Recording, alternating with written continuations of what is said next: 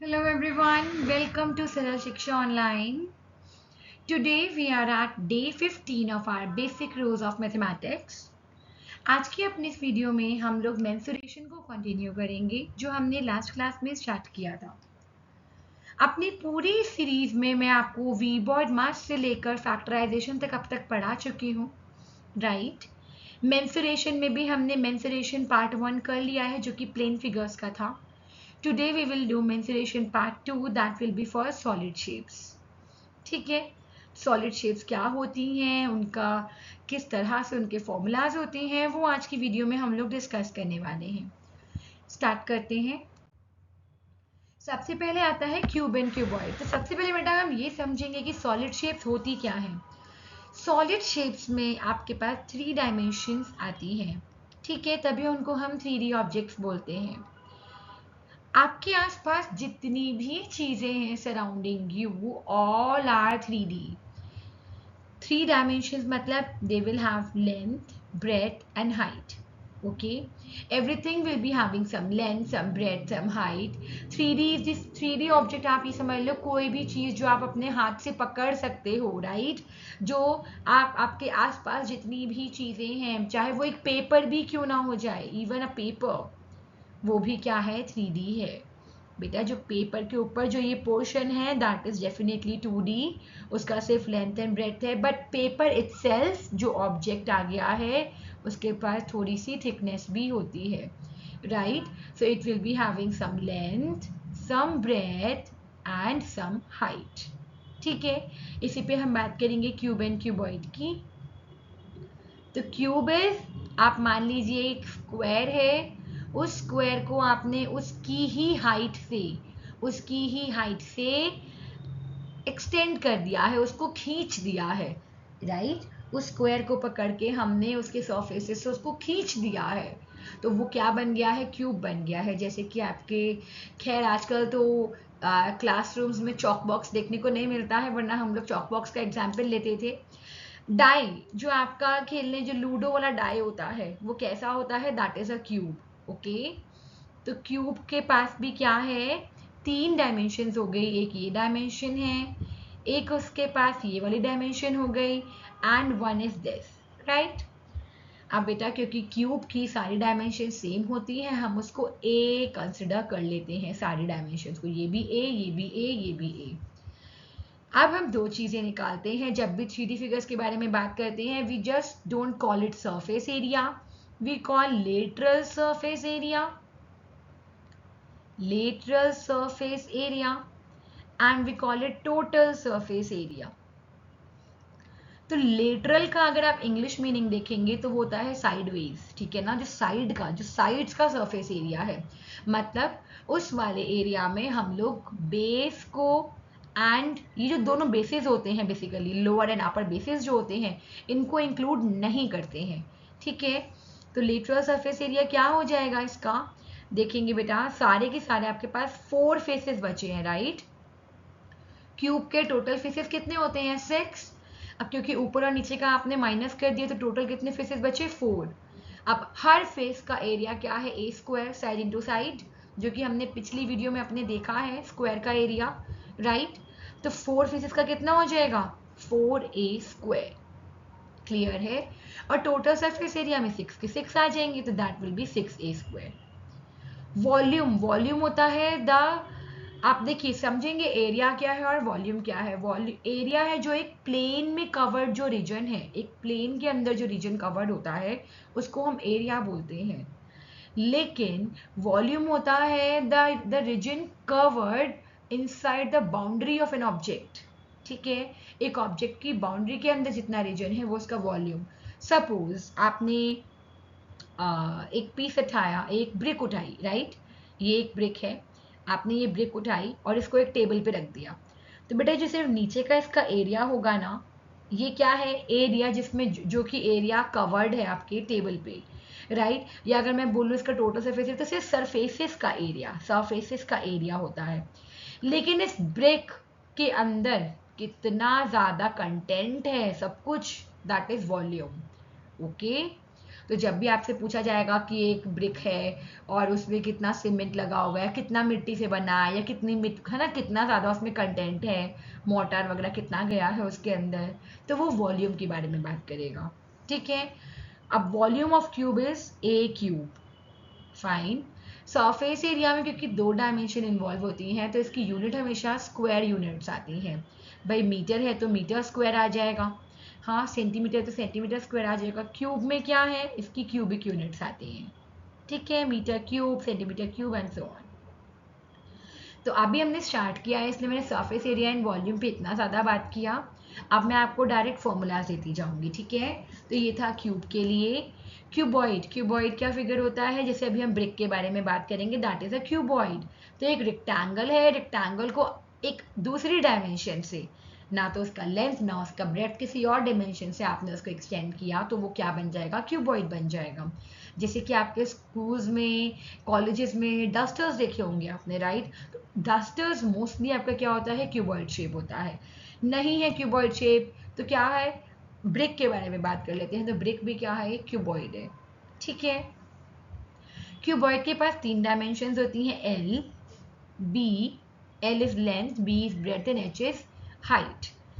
तो इसका lateral surface area, I will be writing lateral surface area as LSA and total surface area as TSA and volume as V। Okay, तो lateral surface area इसका हो जाता है 2LH plus BH, क्योंकि देखिए इसके ऊपर और नीचे के सरफेसेस क्या है, LB हैं, तो LB को हमने माइनस कर दिया है, राइट। और टोटल सरफेस एरिया हो जाता है 2LB plus BH plus HL, easy.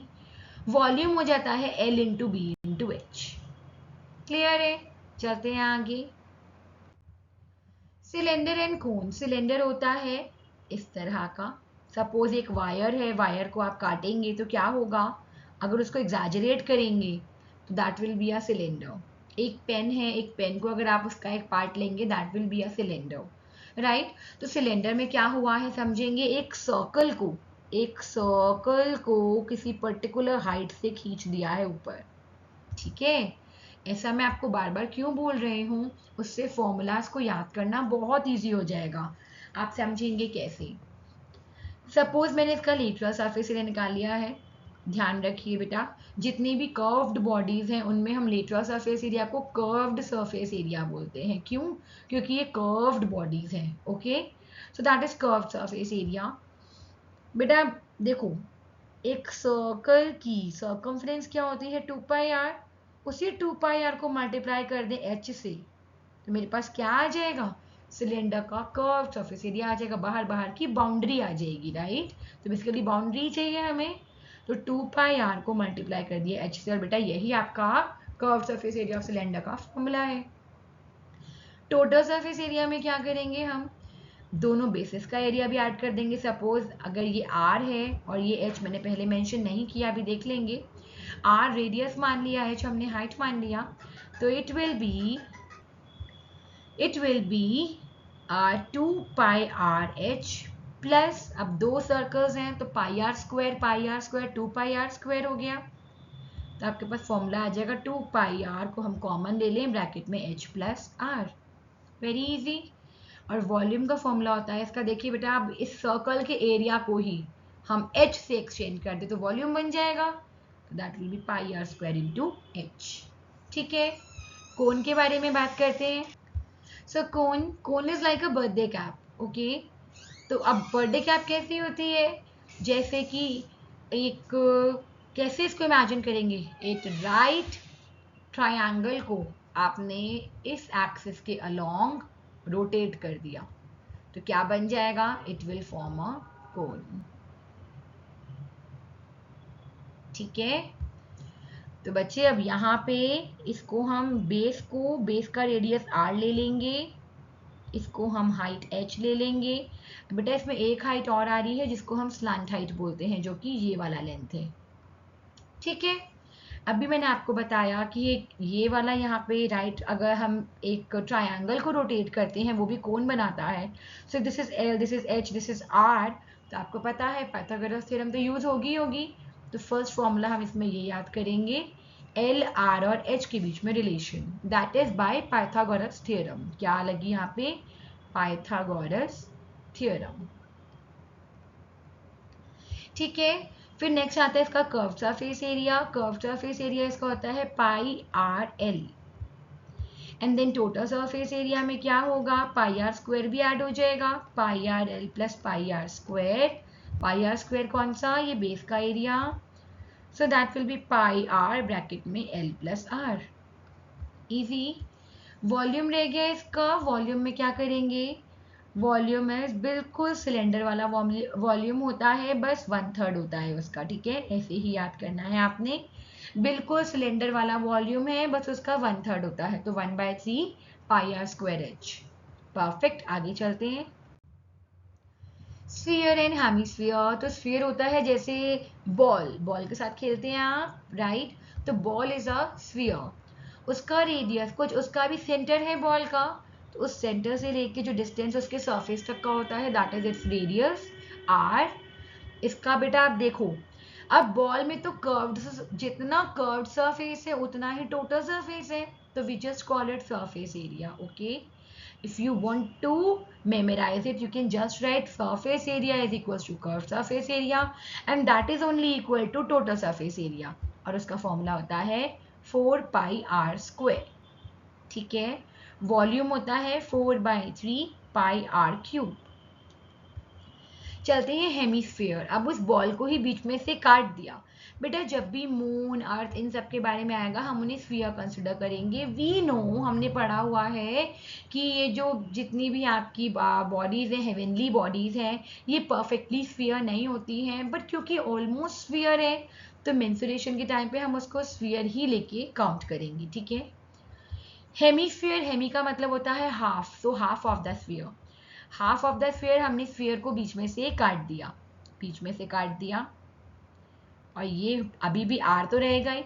अब बेटा समझना, अगर आपने एक बॉल को बीच में से काटा है तो जितना डिस्टेंस ये होगा, अब सेंटर से सरफेस का डिस्टेंस ये ना आर, तो ये भी आर ही होगा, राइट? क्योंकि ये भी क्या है, सेंटर से कहाँ का डिस्टेंस है? सरफेस तक का डिस्टेंस है। जैसे कि आप यहाँ देखो, चाहे मैं इसको किसी भी डायरेक्शन में देख लूँ, स्फीयर का सारे आर ही हैं, राइट? तो सिमिलरली बीच में से काटा है तो वो भी आर ही रहेगा। तो बेसिकली हेमिस्फीयर की हाइट भी आर ही होती है। अब यहाँ पे दो सरफेस एरिया निकाल सकते हैं। पहला कर्व सरफेस एरिया, तो बेटा कर्व सरफेस एरिया तो डेफिनेटली इसका हाफ हो जाएगा, so that will be 4 pi are square by 2 which will give you 2 pi are square. And total surface area में बेटा क्या होगा, एक ये वाला एरिया भी ऐड हो जाएगा, तो 2 pi are square plus pi are square हमें क्या देगा, that will be 3 pi are square. और डेफिनेटली वॉल्यूम तो हाफ हो ही गया है, तो 4/3 का half will be 2/3, 2/3 pi r cube.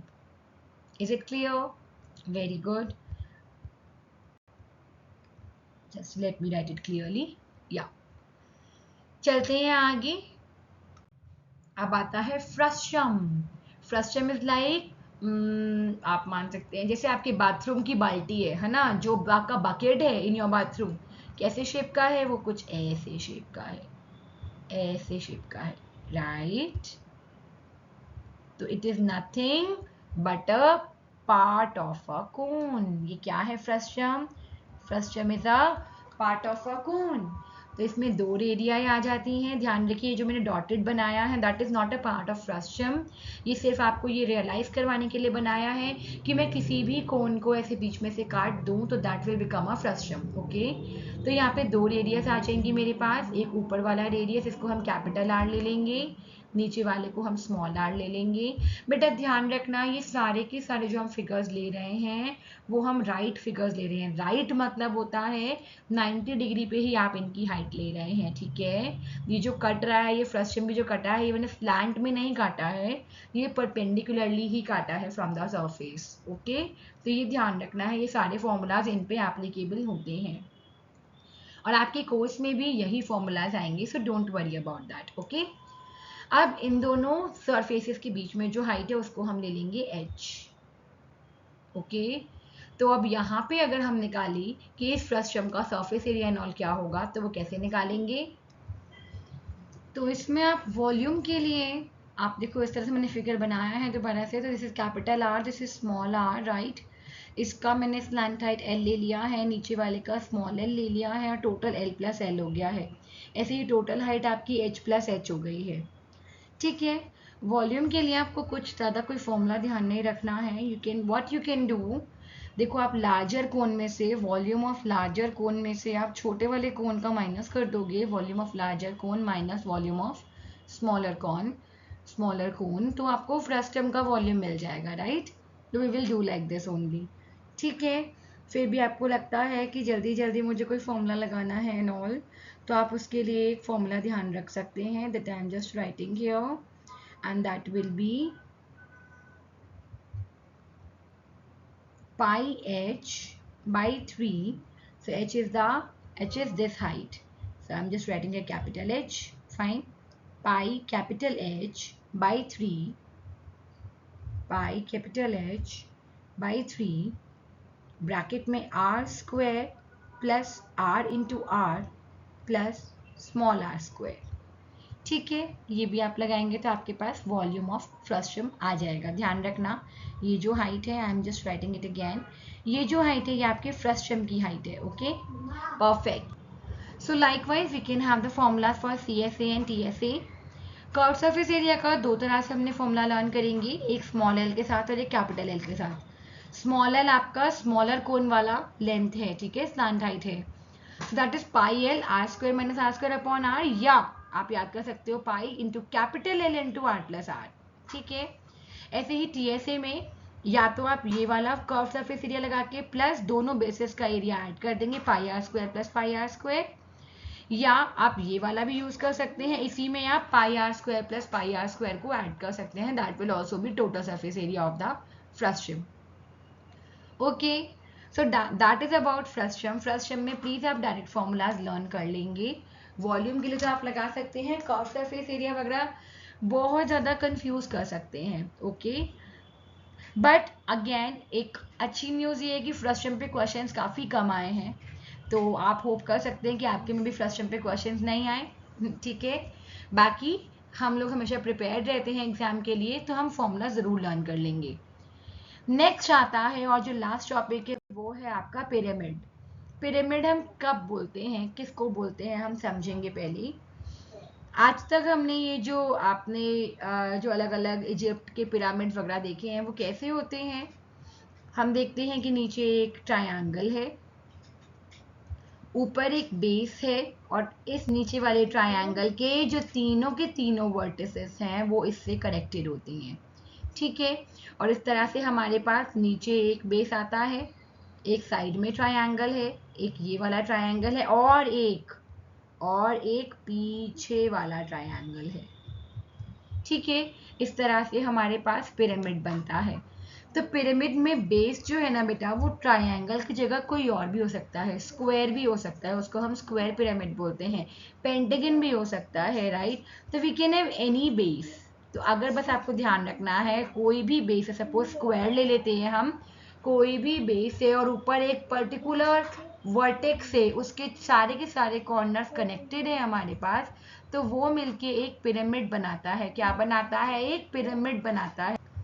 तो अब चाहे वो आपका बेस ट्रायंगल हो चाहे स्क्वायर हो, हम क्या करेंगे, एक उसके सेंटर से जो आपकी लेंथ जाएगी उसको हम हाइट बोलेंगे या ऑल्टीट्यूड, राइट। यहाँ पे भी अगर कोई भी आपका सेंटर है ट्रायंगल में भी, इससे जो एक पर्टिकुलर एक लाइन आप ड्रॉ कर देंगे वर्टेक्स तक की, तो ये आपकी ऑल्टीट्यूड हो जाएगी।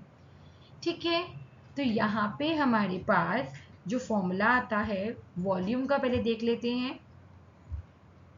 Just changing my pen. So volume का जो आपका फॉर्मूला आता है that is half multiplied by base area into altitude.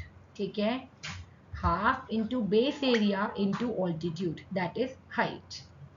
Okay, और जो एरिया आता है वो आपका आता है बेस एरिया। ध्यान रखेंगे ये हम टोटल सरफेस एरिया की बात कर रहे हैं, तो बेस एरिया प्लस में आपका यहाँ पे आता है half into P into S. ठीक है, half into P into S. So what is half into P into S? Half into P into S is P होता है बेटा पेरीमीटर, ठीक है, P is the perimeter, and S is the slant height.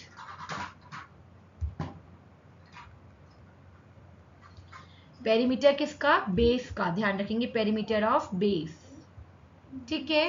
तो ये curve surface area का भी formula है आपका half into P into S, S is the slant height. Suppose ये आपका एस है यहाँ पे, this is slant height, this is slant height. If you want to remember it as L, आप एल से भी लर्न कर सकते हो। So that is your total surface area.